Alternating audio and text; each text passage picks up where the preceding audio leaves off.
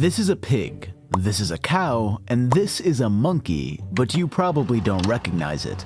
Throughout Minecraft history, there have been tons of cancelled, removed, or unused mobs, some pretty classic and some pretty cursed. Today, we're gonna look at all of them, starting with these. What the heck are these? Well, back in the very early days of Minecraft, you didn't have all the fancy schmancy mobs and monsters of today. Instead, our beautiful green world was brimming with Funko Pops.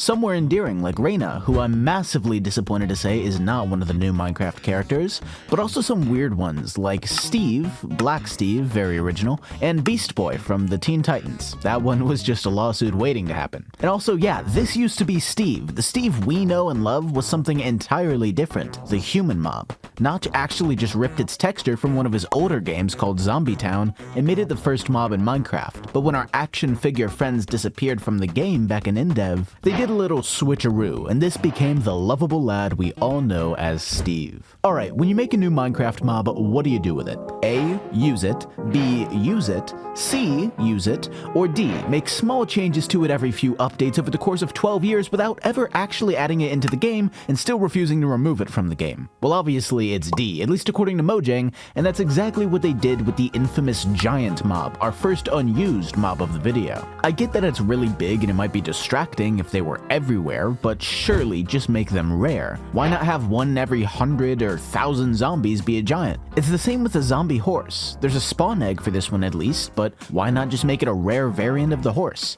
They work basically the same way. And we can't forget the killer bunny either, which used to be a rare spawn, but Jeb made it commands only since it was apparently too dangerous and too overdone. But they aren't the only unused mobs, especially not for those of us that enjoy Bedrock Edition. Meet the Agent. He's basically a little robot that helps you learn how to code, along with his friends, the NPCs, who are basically just living signs. These are pretty common in Education Edition, but a lot of people don't know they're actually available in Bedrock too, along with the Elder Guardian Ghost, which is kind of what you'd get if you tried to make the Elder Guardian from memory and forgot to add physics. And last but not least, we have possibly the most confusing entry here, the Illusioner. This is an illager that's basically finished. It has a really nice skin, unique spells, custom sounds, and everything works just as it should, but they didn't add it into the game, and I'm really not sure why. 6 years later, it's still hanging around waiting for its time to shine. Not every mob is so mysterious though, because next is the zombie Pigman. Most of you are going to recognize this if you started playing Minecraft more than a few years ago, but there are actually people who don't know what this is. If you're one of those people, I salute you, brave souls, who actually play the new versions.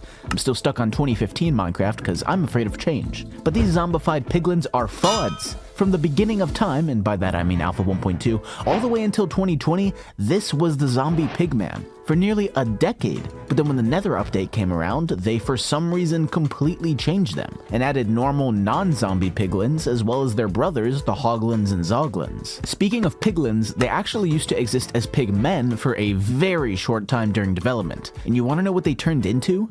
Villagers, of all things. Yeah, I'm serious, villagers have had a really weird history. I've got a whole video about it. But nothing in Minecraft has a weirder history than Minecraft China Edition, something that many of you might not even know about. Way over in East Asia, there's a custom version of Minecraft made specifically for the Chinese public, though it also seems to have followings in Taiwan, North Korea, and other countries. But despite what you might think, it's not just a censored version of Minecraft, it's actually completely different in a lot of ways, and one of these are the mobs. There are boss fights, monsters, and pets you wouldn't dream of in vanilla Minecraft, and yet they're completely normal over there. But a few years ago when China Edition was just starting out, it was fairly basic, and most Chinese players just played a cracked version of normal Minecraft. So how are they gonna drum up the hype for the brand new China Edition? Well, one, by making it free, but also by hosting their very own mob vote in 2018 to add a brand new Chinese mob to Minecraft. What were the options? The Yangtze alligator, the golden monkey, the white-lipped deer, the Baiji dolphin, and of course, our champion, the panda. Speaking of mob votes, how about all the mobs the rest of the world missed out on? The 2023 mob vote just came to a close last week, but there's been one every year since 2017.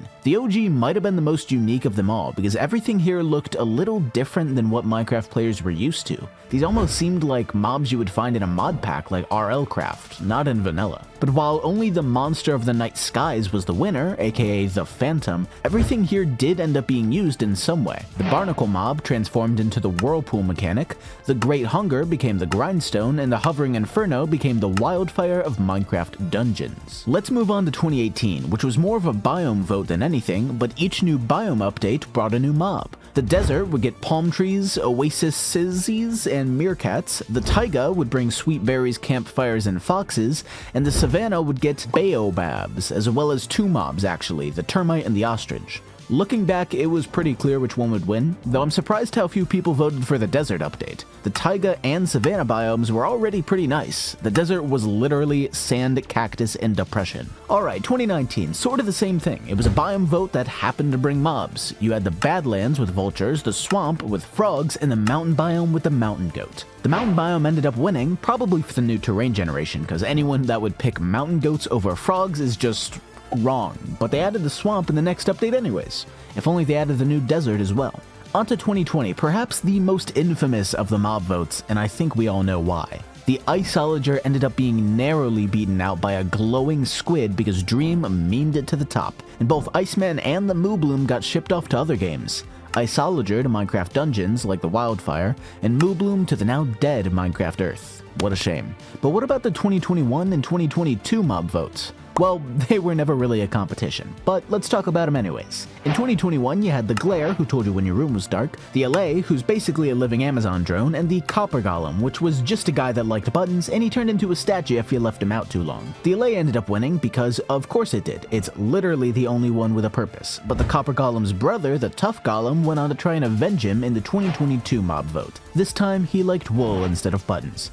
Very exciting, I know. His competition was the Rascal, a hide-and-seek professional, and the Sniffer, an ancient mob hatched from eggs you can find in underwater ruins that finds and grows ancient seeds into new plants. Again, no real competition. This one went to the Sniffer since it was way more thought out than the others and it brought a lot more with it. And of course, we all can't forget the absolute upset of the 2023 mob vote that just wrapped up. Shockingly, the Armadillo won over the Crab and Penguin, bringing wolf armor with it. Let's just hope those accusations of a rigged vote aren't true. All of these mobs could potentially appear in the future, and Mojang seemingly confirmed that the meerkat, termite, ostrich, and vultures will be coming, but their track record hasn't been so great as of recently. And that leads us to the Firefly. The somber story of a cute 2-pixel mob that would have served as nature's nightlight and frog food, that ended up being removed because certain species of firefly can be poisonous to frogs. And yes, I actually researched this in depth for like half an hour, but it's complicated, so I'll just say it's sad that fireflies are gone, but it would have been sadder if they got added and then kids started killing off all the frogs in North America with firefly food, so this is the lesser of two evils, trust me. Next up are... wait, these actually look pretty normal. Hey, can I copy your homework? Yeah, just change it up a bit. I'd bet.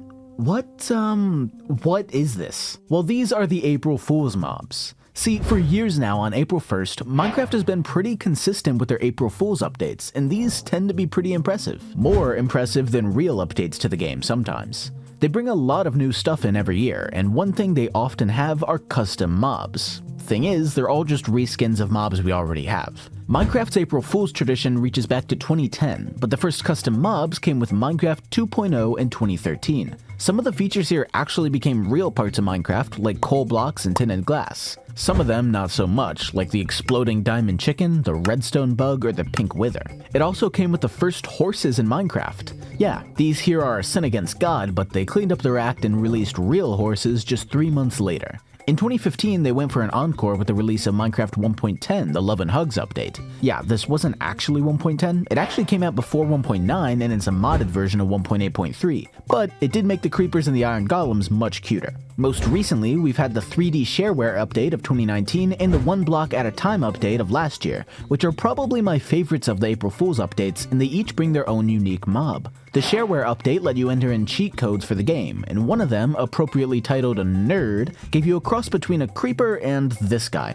He looks like he's about to tell you why Pluto isn't a planet. He sucks. 1 block at a time was much better though, because their special mob was just this puppy you get by naming a wolf Mars, and I honestly wouldn't mind this being in the vanilla game as an Easter egg, like naming a rabbit Toast. It's really cute. But that's just about it. Every mob in the history of Minecraft that's been left behind. While many of these are firmly relics of the past, there's a few that might make it into the game, so don't lose hope just yet. We might still get cute new pets, spooky overworld monsters, or even a new boss. The Red Dragon. Not just the first mob left in the dust by Mojang, but one of the most interesting. All the way back in 2010, Notch made the announcement that dragons would be making an appearance in Minecraft, and he stuck to his word. In the pre-releases for Minecraft 1.0, the end was added to the game, along with the iconic Ender Dragon. But that's not where the story ends. At the same time that Ender Dragons were under development, they had a brother in the overworld, the Red Dragon. Not much is known about it other than that they'd be a bit less dangerous and they could land without destroying the world around them, but that leaves a lot of room for interpretation. Could they have been the original boss of the overworld, like what the Warden is today? Maybe something similar to the Phantom, a mob filling the night sky and swooping down to terrify newer players of the game. Or perhaps Notch would have taken a different route. If they could land and didn't damage the terrain, what's there to stop them from being pets? In another timeline, Steve might be riding dragons into the stratosphere, stopping to explore islands in the sky surrounding him, leagues above Earth's floor. But we all know that isn't how things turned out. Maybe one day it will be. Thanks for watching. Have a good one.